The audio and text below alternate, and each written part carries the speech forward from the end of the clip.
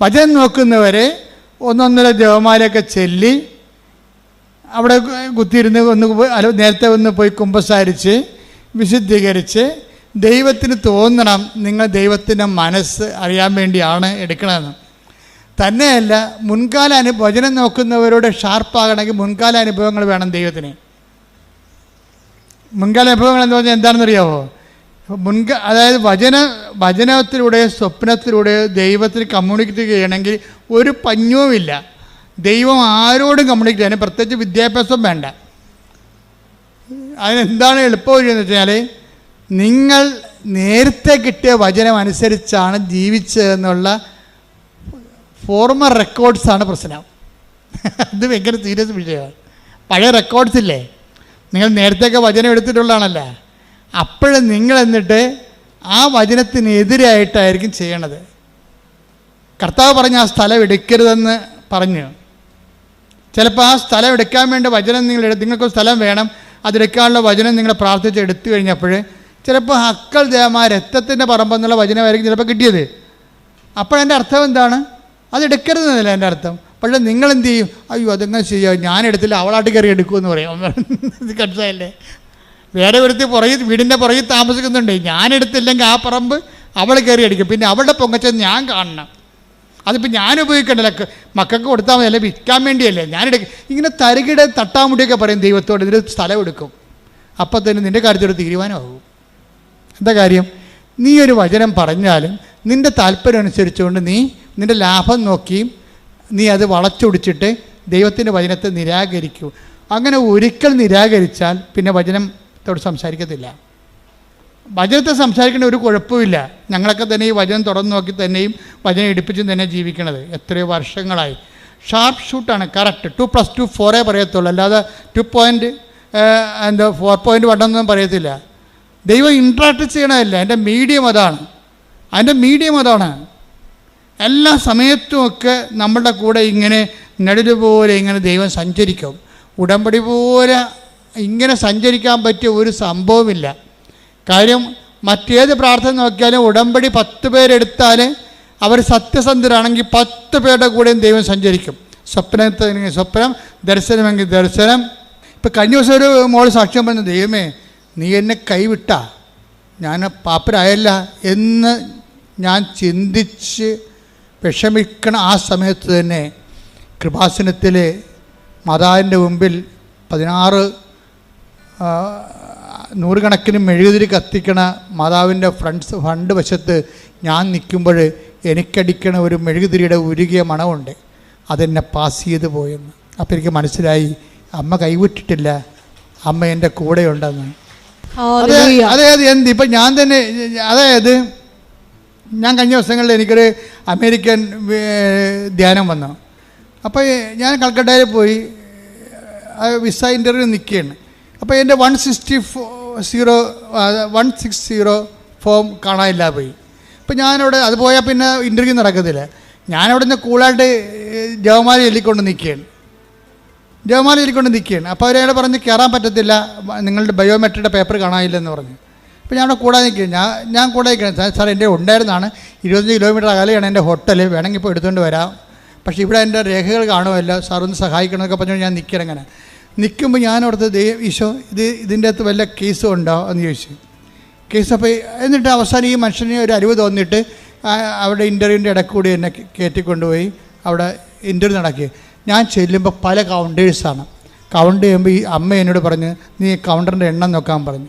അപ്പോൾ ഞാൻ എണ്ണം നോക്കിയപ്പോൾ നമ്പർ 6 ആണ്. അപ്പം ഇറ്റ്സ് ഓക്കെ, ഇനി പോയാലും പോയില്ലെങ്കിലും കുഴപ്പമില്ല, എന്താ കാര്യം അമ്മ കൂടെ ഉണ്ടല്ലോ, അത് മതി. നമ്പർ 6 ആരുടെ നമ്പരാ? അമ്മയുടെ നമ്പരാ. അത് നിങ്ങളെപ്പോഴും സൂക്ഷ്മതയുള്ളവരായിരിക്കണം. എല്ലാ സമയത്തും ഈ പ്രസൻസ് എന്ന് പറഞ്ഞ ഉടമ്പടിയുടെ ഒരു ഇട്ടിവെട്ട് സംഭവമാണ്. അത് ഈ ഉടമ്പടി എന്ന് പറയുമ്പോൾ മറ്റേത് ഇത് ഗ്യാരണ്ടീഡ് അല്ലേ? കാര്യം ദൈവം വാഗ്ദാനം ചെയ്ത അതേ ഫോർമുല നമ്മൾ കണിശവും കൃത്യവുമായിട്ട് പ്രയോഗിച്ചുകൊണ്ട് ഒരു ആധ്യാത്മിക മുന്നേറ്റത്തിൽ നടത്തുമ്പോൾ നീ കറക്റ്റ് ദൈവപൈതലായിട്ട് മാറുകയല്ലേ. അപ്പോൾ ആ ദൈവപൈതലായിട്ട് മാറണ സമയത്ത് സ്വാഭാവികമായിട്ട് ദൈവത്തിൻ്റെ സാന്നിധ്യം ഉറപ്പാണ്. അതുകൊണ്ട് നിൻ്റെ സ്വപ്നങ്ങൾ നീ ശ്രദ്ധിക്കണം. ഞാൻ ഇടയ്ക്കൊക്കെ ആൾക്കാരോട് പറയുവേ, ഈ ദൈവം വരുന്ന ദേശീയപാതയാണ്. ഉടമ്പടി കഴിഞ്ഞാൽ പിന്നെ നമ്മുടെ ദൈവവും നമ്മളുള്ള ബന്ധം പഞ്ചായത്ത് റോഡിൽ നിന്ന് സ്റ്റേറ്റ് ഹൈവേ നിന്ന് മാറിയിട്ട് ദേശീയപാതയായിട്ട് മാറും. അല്ലെങ്കിൽ നമ്മൾ മാറ്റണം അതിനെ. ഇപ്പം ദേശീയപാത എന്താ സംഭവിക്കണത്? ദേശീയപാത ഡൽഹിയിൽ നിന്ന് കന്യാകുമാരിയിലോട്ട് പോകണത് വേറെ ദീർഘദൂര പാതയാണ്. അവരെന്ത് ചെയ്യും? ആ ദീർഘദൂരമുള്ള ആൾക്കാർക്ക് വേണ്ടി സേഫാകാൻ ഇടയ്ക്ക് പട്ടി ചാടി വീഴുക, കഴുത പശു വന്ന് കയറുക. വടക്കേട്ടിലൊക്കെ ചെല്ലുമ്പോൾ പശുവാണ് നേരെ റോഡിൽ കൂടെ നടക്കണം മുഴുവനും. ഞാൻ തന്നെ അത്ഭുതപ്പെട്ടു പോയി. ഓട്ടോറിക്ഷയും ആൾക്കാരും സൈക്കിൾ റിക്ഷയും ഇതിൻ്റെയൊക്കെ കാറും പശുവും എല്ലാം കൂടി നടക്കണുണ്ട്. കഴിഞ്ഞ ദിവസങ്ങളൊക്കെ ഉത്തർപ്രദേശിലും ബീഹാറിലൊക്കെ ഞാൻ പോയി. അപ്പോൾ അവിടെ എല്ലാം ഇത് തന്നെ അവസ്ഥ. അപ്പോൾ അവിടെ അതായത് ഇതുപോലെയുള്ള അവസ്ഥകൾ മാറ്റിയിട്ട് ഇത് എല്ലാവരും കയറി നിരങ്ങണ ഒരു റോഡല്ല ദൂരയാത്രയ്ക്ക് ഉപയോഗിക്കണത്. അത് 2 സ്ഥലത്തും മതിൽ കെട്ടിയിട്ട് ദൂരയാത്രക്കാരെ മാത്രം സേഫ് ചെയ്യാൻ, ലോക്കലായിട്ടുള്ള ചെറിയ ദൂരത്തിൽ പോണവർക്കെല്ലാം സർവീസ് റോഡ് കൊടുത്തിരിക്കുകയാണ് ഗവൺമെൻറ്. നിങ്ങൾ ഉടമ്പടി എടുക്കുമ്പോൾ ഉടമ്പടി ഒരു ദീർഘദൂര യാത്രയാണ്. അതുകൊണ്ട് ആവശ്യമില്ലാത്തതൊക്കെ ഒഴിവാക്കിയേക്കണം. പട്ടി പശു കഴുത ആവശ്യമില്ലാത്തൊക്കെ പോയി നിരങ്ങരുത്. എല്ലാത്തിനകത്ത് പോയി വാർത്തലൊക്കെ പിടിക്കരുത്. അതിന് ഇപ്പം കൃപാസനത്തിൽ എനിക്കൊരു പോളിസിയുണ്ട്. കാര്യം ഞാൻ ഇമ്പോർട്ടൻസ് കൊടുക്കണമെന്നുണ്ടെങ്കിൽ ഇവിടുത്തെ സാക്ഷ്യം കുറഞ്ഞാൽ മാത്രമേ ഞാൻ ഇമ്പോർട്ടൻസ് കൊടുക്കത്തുള്ളൂ. അല്ലെങ്കിൽ ഉടമ്പടിയിലുള്ള അനുഭവങ്ങൾ കുറയുന്നുണ്ടെങ്കിൽ മാത്രമേ ഞാൻ ഇമ്പോർട്ടൻസ് കൊടുത്തുള്ളൂ. ബാക്കിയുള്ള കാര്യങ്ങൾക്ക് ഒരു കറക്ഷൻ കൊടുക്കും, അത്രേ ഉള്ളൂ. ആ ചാപ്റ്റർ അടിച്ച് ക്ലോസ് ചെയ്യും. ഒന്നെങ്കിൽ അയാളെ ഞാൻ ക്ലോസ് ചെയ്യും, അല്ലെങ്കിൽ അയാളുടെ ഈ കൃപാസനത്തിലുള്ള ഓരോ കൗണ്ടറിലൊക്കെ ഓരോ ആൾക്കാർ ഇരിപ്പില്ലേ, ആ കൗണ്ടറിലുള്ള അവരുടെ ജോലി ഞാൻ ക്ലോസ് ചെയ്യും. അല്ലെന്നുണ്ടെങ്കിൽ അവരുമായിട്ട് മുന്നോട്ട് പോകത്തില്ല. എന്താ കാര്യം? അതൊക്കെ ലോക്കൽ പരിപാടികളാണ്. നമുക്ക് ആ ലക്ഷ്യങ്ങളില്ല. നമ്മുടെ ലക്ഷ്യം നമ്മൾ ദേശീയ പാതയിലൂടെ സഞ്ചരിക്കുന്നതാണ്. അപ്പോൾ നിത്യതയ്ക്കുള്ള യാത്രയിൽ നമ്മളെപ്പോഴും പ്രയോറിറ്റി കൊടുക്കണം. ഇപ്പോൾ ആ നാത്തിനുമായിട്ട് ഇടി വെച്ച്, അമ്മായിയമ്മയുമായിട്ട് ഇടി വെച്ച്, മരുമകളുമായിട്ട് ഇടി വെച്ച്, പിന്നെ ഓരോ കാര്യത്തിന് കയറി നിങ്ങൾ കെട്ടുപിണഞ്ഞ് അങ്ങനെ ഒന്നും ചെയ്യാൻ പാടില്ല. അത് മതിൽ കെട്ടി തിരിച്ചിട്ട് കഴുതയും പശുവൊക്കെ പോകാൻ വേണ്ടി സർവീസ് റോഡ് വെച്ചേക്കണം. അത് നിങ്ങൾ നിത്യതയിലേക്ക് പോണ വഴിയാണ്. നിത്യതയിലേക്കുള്ള വഴിയിൽ നല്ല ആവശ്യമില്ലാത്ത ട്രാഫിക് ഉണ്ടാക്കരുത്. You got the point. Pedia ആവശ്യമില്ലാത്ത വണ്ടി പോയി തലയിടരുതെന്നാണ് ഈ പറഞ്ഞതിന് വെച്ചാൽ. ഓരോരുത്തരെ കുറിച്ചൊക്കെ ഇങ്ങനെ പറഞ്ഞുകൊണ്ടിരിക്കും. പക്ഷേ ദി ഹാവ് നോ ഐഡിയ. നിങ്ങൾ മൂളി കേൾക്കും, ചിലപ്പോൾ അവരോട് ചിലപ്പോൾ യെസ് ഓർ നോ പറയും, അത്രേ ഉള്ളൂ. പക്ഷേ നിങ്ങൾ പേഴ്സണലായിട്ടും അതിനകത്ത് ഇൻവോൾവ് ചെയ്യരുത്. കാര്യം എന്താ? നിങ്ങൾ ഉടമ്പടിയിലാണ് പ്രാർത്ഥിക്കുക. കർത്താവായ ദൈവമേ, അങ്ങയുമായി ഉടമ്പടിയിലായിട്ടുള്ള നിത്യതയുടെ ദേശീയപാതയിൽ സഞ്ചരിക്കുന്ന എന്നെ ആ പാതയിലൂടെ നിത്യത വരെ സഞ്ചരിക്കുന്നതിന് പിൻപിടുത്തം ചെയ്യുന്ന എല്ലാ വിഷയങ്ങളുടെ മേലും എനിക്ക് വിടുതൽ നൽകണമേ.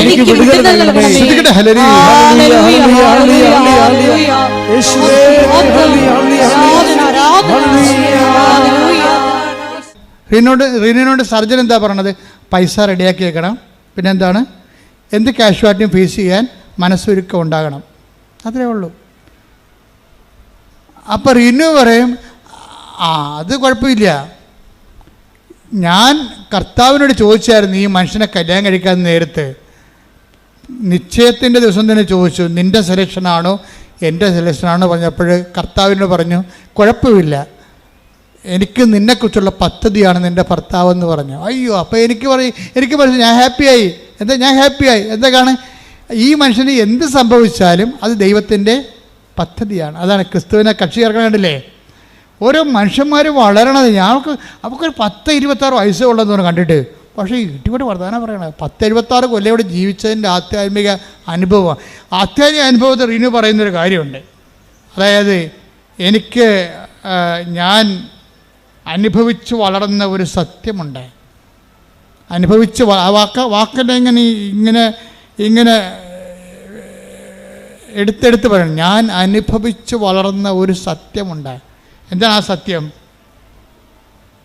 എൻ്റെ പൊന്നു തമ്പുരാൻ എന്നെ ഒരു കാരണവശാലും കൈവിടത്തില്ലെന്ന്. ഓരോ അനുഭവങ്ങളും ഭയങ്കര സംഭവമല്ലേ. അതായത് റിനു ഹാപ്പിയാണ്. ഇതിൻ്റെ ഇടയ്ക്ക് ഈ സർജൻ ഇങ്ങനെ പറയാനുള്ള കാരണമുണ്ട്. കാര്യം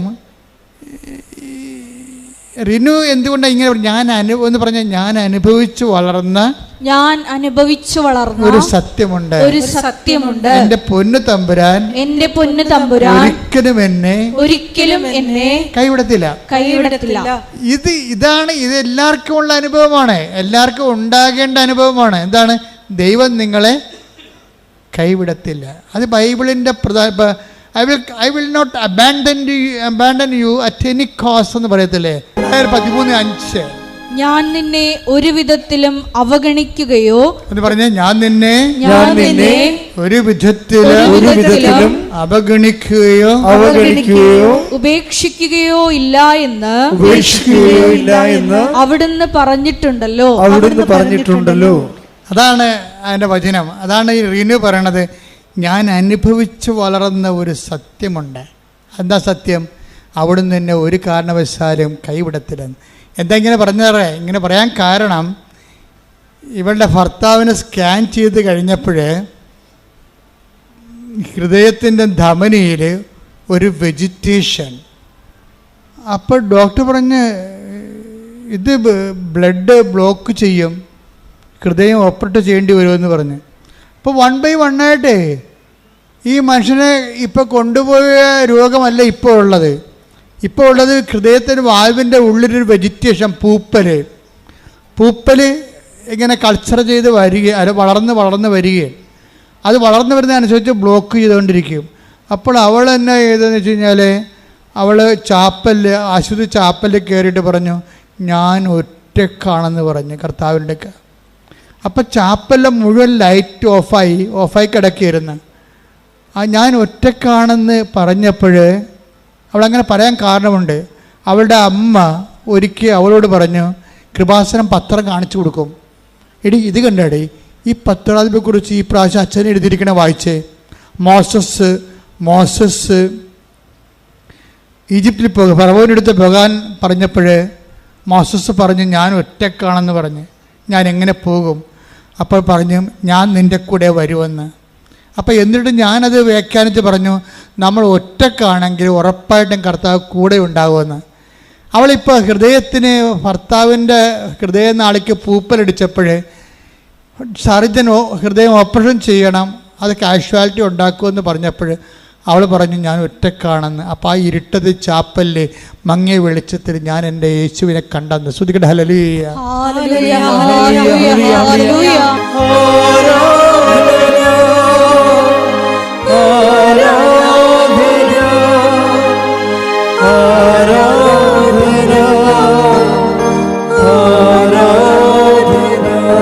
അപ്പം ഹൃദയത്തിൻ്റെ ഉള്ളിലുള്ള ഈ വെജിറ്റേഷൻ, അത് ഓപ്പറേഷന് വേണ്ടി സർജൻ നിർബന്ധിക്കുമ്പോൾ ഇത് എന്ത് കാഴ്ചയാണ് സംഭവിക്കുമെന്ന് ഓർത്തുകൊണ്ട് ഭർത്താവ് തന്നെ അവൾ പറയും, ഞാൻ ഇനി അമ്മയുടെ അടുത്തുനിന്ന് പോയിട്ട് വരാമെന്ന് പറയും. അപ്പോൾ ഭർത്താവ് ചോദിക്കും, റോജിൻ ചോദിക്കും, റിനു നിനക്ക് ഇപ്പം പോകണോ? എന്താണ് എൻ്റെ അവസ്ഥ? മോശമാണ്, ചിലപ്പോൾ നീ വരുമ്പോൾ ഞാൻ ഉണ്ടായില്ലെന്ന് വരും. ആ ചോദ്യം കേൾക്കുന്നത് നമ്മളെ കണ്ടാലേ അത് മനസ്സിലാകത്തുള്ളൂ. ഇവിടെ പറയും, ഞാൻ ഇനിയിപ്പോൾ ഒരു തീരുമാനത്തിൻ്റെ സമയമായില്ലേ, ഇനി ഞാൻ അമ്മയെടുത്ത് പോയിട്ട് വരാമെന്ന് പറയും. അമ്മയെടുത്ത് വരാൻ പോകുമ്പോൾ ഭർത്താവ് തേങ്ങും, റീനു നിനക്ക് ഇപ്പം പോകണോ എന്ന് ചോദിക്കും. അപ്പോൾ റീനു പറഞ്ഞ ഉത്തരവുണ്ട്, റോജിൻ ഞാൻ എപ്പോഴെങ്കിലും പോയപ്പോൾ നിങ്ങൾക്ക് ഗുണമല്ലാതെ ദോഷം വന്നിട്ടുണ്ടോ എന്ന് ചോദിക്കും. അപ്പോൾ എന്നാൽ നീ പോകാൻ പറയും. ഇവൾ പോയിട്ട് തിരിച്ചു ചെല്ലുമ്പോൾ ഈ വെജിറ്റേഷൻ കാണാനില്ലെന്ന് ഡോക്ടർ പറയും. Hallelujah hallelujah hallelujah. അതാണ് റിന്യൂ പറയണത്. ഞാൻ അനുഭവിച്ച് വളർന്ന ഒരു സത്യമുണ്ട്. എന്താണ്? ഞാൻ അനുഭവിച്ച് വളർന്ന ഒരു സത്യമുണ്ട്. എന്താണ്? എൻ്റെ ദൈവം ഒരിക്കലും എന്നെ ഉപേക്ഷിക്കത്തില്ല. ഇത് നമ്മളെല്ലാവരും അനുഭവിച്ച് വളരേണ്ട സത്യമാണ്.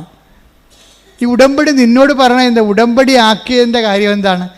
ബയലാറ്ററൽ എഗ്രിമെൻറ്റിലൂടെ നിൻ്റെ കർത്താവിൻ്റെ കരങ്ങളെ നിന്നെ പിടിപ്പിക്കാൻ വേണ്ടി തന്നെയാണ്. നിങ്ങൾ ഒരുമിച്ചല്ല ഇനി യാത്ര വരണ ദൈവമായിട്ട്. ആ ഒരുമിച്ച് യാത്രയാകാൻ വേണ്ടിയാണ് നിങ്ങളോട് പല സമയത്തും ദൈവത്തിൻ്റെ സാന്നിധ്യത്തിൻ്റെ ഒരു അറ്റ്മോസ്ഫിയറും ആംബിയൻസും ക്രിയേറ്റ് ചെയ്യാൻ വേണ്ടിയാണ് അവൻ പറയണ പോലെ നമ്മൾ ചെയ്യണത്. പിടികിട്ടിയാ? അത് നിങ്ങൾ മനസ്സിലാക്കണം. ഈ ആംബിയൻസ് ആൻഡ് അറ്റ്മോസ്ഫിയർക്ക് നമ്മൾ ദൈവത്തിൻ്റെ സാന്നിധ്യം ഗ്യാരണ്ടി ചെയ്യണ ഒരു ആംബിയൻസ്, ഒരു അറ്റ്മോസ്ഫിയർ, ഒരു സാഹചര്യം, ഒരു കാലാവസ്ഥ നമ്മൾ രൂപപ്പെടുത്തിയെടുക്കുന്നതിൻ്റെ ഉദ്ദേശം എന്താ? അതുകൊണ്ടാണ് ഈ റിന്യൂ പറയവേ, എൻ്റെ ഭർത്താവ് ഇങ്ങനെ മരണത്തോട് നോക്കി നിൽക്കുമ്പോഴും എൻ്റെ മനസ്സിൽ ഞാൻ കർത്താവിന് പറയും, കർത്താവേ, കല്യാണ നിശ്ചയത്തിൻ്റെ തലേ ദിവസം ഞാൻ നിന്നോട് ചോദിച്ചതല്ലേ നിൻ്റെ സെലക്ഷനാണോ എന്ന്. അപ്പോൾ നീ പറഞ്ഞില്ലേ നിൻ്റെ പദ്ധതിയാണെന്ന്. അപ്പോൾ എനിക്ക് പ്രശ്നമില്ല, എന്തെങ്കിലും വന്നാൽ നീ നോക്കിക്കൊള്ളുമല്ല. എന്നിട്ട് ഇന്നും അതിനെ കൺക്ലൂഡ് ചെയ്യുന്ന രീതിയുണ്ട്. വൺസ് നമ്മൾ ദൈവത്തിൻ്റെ ഇഷ്ടമാണ് എടുത്തതെങ്കിൽ പിന്നെ നമുക്ക് ധൈര്യമായിട്ട് ജീവിക്കാവുന്ന എല്ലാ വിഷയങ്ങളും നമ്മൾ ദൈവത്തിൻ്റെ ഇഷ്ടമാണ് എടുത്തതെങ്കിൽ എല്ലാ വിഷയത്തിലും നമുക്കൊരു ഇഷ്ടമുണ്ടാകും. കാര്യം അതെല്ലാം കമ്പാരിറ്റീവായിട്ടുള്ള ഇഷ്ടമാണ്. മറ്റുള്ളവരുടെ ഓരോ കാര്യം കണ്ടിട്ടാണ് നമ്മൾ അതുപോലെയൊക്കെ ആകാൻ വേണ്ടി ശ്വാസം പിടിച്ച് നടക്കുന്നത്. അല്ല, നമ്മളെ സംബന്ധിച്ചിടത്തോളം എനിക്ക് നിന്നെക്കുറിച്ച് പദ്ധതി ഉണ്ടെന്നല്ല, അല്ല എല്ലാവരെയും കുറിച്ചുള്ള പദ്ധതിയും ഒരു കളക്റ്റീവായിട്ടുള്ള പദ്ധതിയല്ല, ഒരു പേഴ്സണലായിട്ടുള്ള പ്രോജക്റ്റാണ്, ഒരു കളക്റ്റീവ് പ്രോജക്റ്റ് അല്ല. എനിക്ക് നിന്നെക്കുറിച്ചൊരു പദ്ധതിയുണ്ട്. അപ്പോൾ ചിലപ്പോൾ നിൻ്റെ അനിയത്തിക്കുള്ള പദ്ധതി ആയിരിക്കത്തില്ല നിനക്കുണ്ട പദ്ധതി. അതെപ്പോഴും നിങ്ങൾ മനസ്സിലാക്കണം. അനിയത്തിക്ക് എന്താ ഒരു കുഴപ്പമില്ല, നീ ഇപ്പോഴും കല്യാണം കഴിച്ചിട്ടില്ല, നീ ചേടത്തിയാണ്. അനിയത്തി ഒരുത്തന്നെ അവൾക്ക് 19 വയസ്സായപ്പോൾ തന്നെ അവൾ ലൈനടിച്ച് കല്യാണം കഴിച്ചു. അവൾ ആ കൊല്ലം തന്നെ പ്രഗ്നൻ്റായി. ഇപ്പോൾ എന്താ നീ എന്ത് പറ്റി? നീ ഇപ്പോഴും കല്യാണം കഴിച്ചിട്ടില്ല, പ്രഗ്നൻ്റ് വരെ, നീ ചേടത്തിയാണ്. നീ എന്ന കുഞ്ഞുനാൾ തൊട്ട് മാതാവിൻ്റെ ദൈവത്തിന് മാറാതെ നടക്കുന്ന ആളാണ്. കണ്ടില്ലേ അനുഭവങ്ങൾ. എന്തെങ്കിലും ദൈവത്തിൽ നേടിയെടുക്കാനുള്ള ഭൗതികമായ ലക്ഷ്യങ്ങൾ വെച്ചുകൊണ്ട് നീ ദൈവത്തെ ലക്ഷ്യം വെച്ചാൽ ദൈവത്തെ നിനക്ക് നഷ്ടപ്പെട്ടിരിക്കും. എന്താ കാര്യം? ദൈവത്തിൻ്റെ പദ്ധതി, ചേടത്തിക്കൊരു പദ്ധതി ഉണ്ടാകും, അനിയത്തിക്ക് പദ്ധതി വേറെ ആയിരിക്കും. അതുകൊണ്ടാണ് പറയണത് 29:11 എനിക്ക് നിന്നെക്കുറിച്ച് പദ്ധതി ഉണ്ടല്ല, നിങ്ങളെക്കുറിച്ച് കുടുംബത്തിൽ മൊത്തം പദ്ധതി ഉണ്ടെന്നല്ല, ചില പദ്ധതികൾ പേഴ്സണലാണ്. പ്രാർത്ഥിക്കുക, കർത്താവായ ദൈവമേ, എൻ്റെ ജീവിതത്തിന്റെ അനുഭവങ്ങളെ മറ്റുള്ളവരുമായി താരതമ്യം ചെയ്യാതെ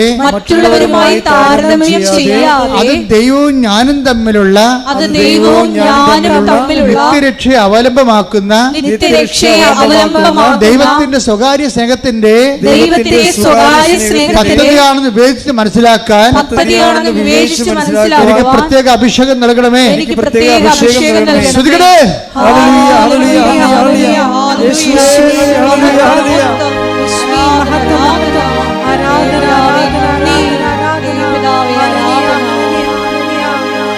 അനുഭവത്തിൻ്റെ യാത്രയിൽ നമ്മളൊരു ഇതുപോലുള്ളൊരു ജംഗ്ഷനിൽ വന്നു കഴിഞ്ഞാൽ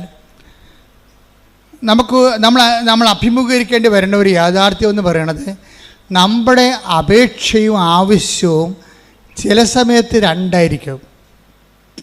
അനുഭവത്തിൻ്റെ യാത്രയിൽ നമ്മളൊരു ജംഗ്ഷനിൽ വന്നു കഴിഞ്ഞാൽ, ജംഗ്ഷൻ എന്ന് വെച്ചാൽ അങ്ങോട്ട് പോകണം ഇങ്ങോട്ട് പോകണം എന്നറിയാൻ പല തിരഞ്ഞെടുപ്പിൻ്റെ മുഖത്തേക്ക് വന്നു കഴിഞ്ഞാൽ നമ്മൾ ശ്രദ്ധിക്കേണ്ട ഒരു കാര്യം, ചില വിഷയങ്ങൾക്ക് ചിലപ്പോൾ നമ്മളുടെ അപേക്ഷ വേറെ ആവശ്യം വേറെ ആയിരിക്കും. നമ്മുടെ ആവശ്യം എന്താണെന്ന് ദൈവത്തിന് കൃത്യമായിട്ട് അറിയാം. ഇപ്പം തന്നെ ഞാനൊരു ഉദാഹരണം പറയട്ടെ നിങ്ങളോട്. നമ്മുടെ ഈ പത്രോസില്ലേ, പത്രോസ് സുമന്ദ്ര ദേവാലയത്തിലോട്ട് പോകുന്ന ഒരു സംഭവം ബൈബിൾ പറയുന്നുണ്ട്. അപ്പോൾ ഒരു മുടന്തൻ അവിടെ കുത്തിയിരിപ്പുണ്ട് അല്ലേ. ആ മുടന്തൻ എന്താ ചെയ്യണത്?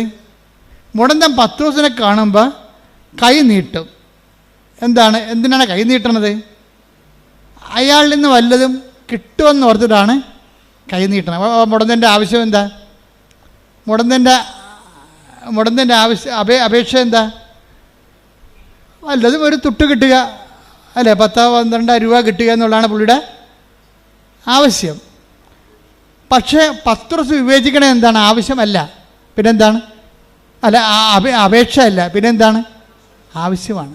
അവൻ്റെ ആവശ്യം എന്താണ്? ഇവൻ്റെ ആവശ്യം മുടന്ത് മാറ്റുകയാണ്. ഇത് തന്നെ ഈ നിയോഗം വെക്കുമ്പോൾ ശ്രദ്ധിക്കേണ്ട കാര്യമാണ്. ആ 3:5 എടുത്തേ, നടപടി പുസ്തകം. നടപടി 3:5. അവരുടെ പക്കൽ നിന്ന് എന്തെങ്കിലും കിട്ടുമെന്ന് പ്രതീക്ഷിച്ച് പറഞ്ഞ് അവരുടെ പക്കൽ നിന്ന് എന്തെങ്കിലും കിട്ടുമെന്ന് പ്രതീക്ഷിച്ച് അവൻ അവരെ നോക്കി പത്രോസ് പറഞ്ഞു, വെള്ളിയോ സ്വർണമോ എന്റെ കയ്യിലില്ല, എനിക്കുള്ളത് ഞാൻ നിനക്ക് തരുന്നു. നസ്രായനായ യേശുക്രിസ്തു ക്രിസ്തുവിന്റെ നാമത്തിൽ എഴുന്നേറ്റ് നടക്കുക. ഇതാണ് ദൈവത്തിൻ്റെ ആവശ്യം. എന്താണ്? അവൻ എഴുന്നേൽപ്പിച്ച് നടത്തിയിട്ട് കാര്യം അവിടെ ഉണ്ട്. അവൻ എഴുന്നേറ്റ് നടന്നപ്പോൾ എന്താ സംഭവിച്ചത്? ഇവന് വല്ലത് ഒരു 2 വെള്ളിത്തുട്ട് കൊടുത്തെങ്കിൽ ഒരു മനുഷ്യനെ അറിയത്തില്ല, അവനും 10 ദിവസം അറിയത്തുള്ളൂ. അവൻ എഴുന്നേൽപ്പിച്ച് നടത്തി കഴിഞ്ഞപ്പോൾ എന്താ സംഭവിച്ചത്? നാട്ടുകാരെല്ലാം പറഞ്ഞു, എടാ ഇവനല്ലേ ആ സുന്ദര കവാടത്തിൽ ഇരുന്നുകൊണ്ട് തെണ്ടിക്കൊണ്ടിരുന്ന ആള്, ഇവൻ്റെ കാലിപ്പോൾ സുഖപ്പെട്ടല്ലേ. ആരാണ് സുഖപ്പെട്ടിയത്?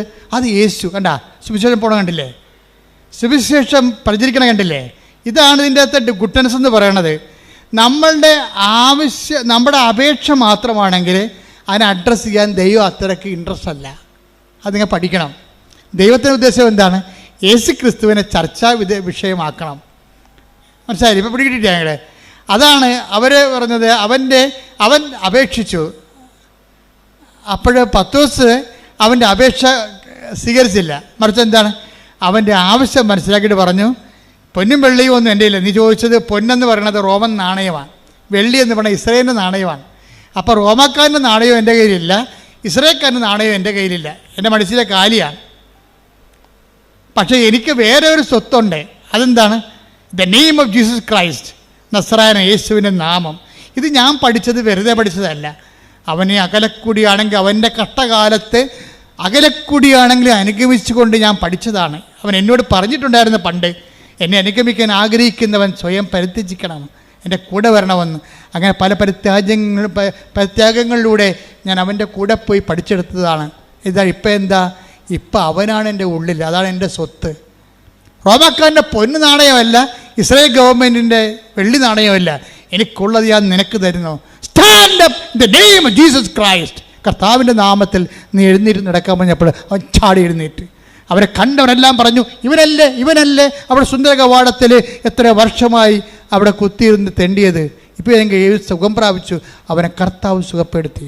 എൻ്റെ ദൈവമേ, നിൻ്റെ അപേക്ഷകളെക്കാളും നിൻ്റെ ആവശ്യങ്ങൾ പരിഗണിക്കുന്ന ഒരു ദൈവത്തിൻ്റെ മുമ്പിൽ സാക്ഷിയാകാൻ നീ തയ്യാറായാൽ നിന്റെ ഉടമ്പടി ഇന്ന് ക്രാക്കാകും. കൈയടിക്കട്ടെ, ശ്രുതികടാലേ.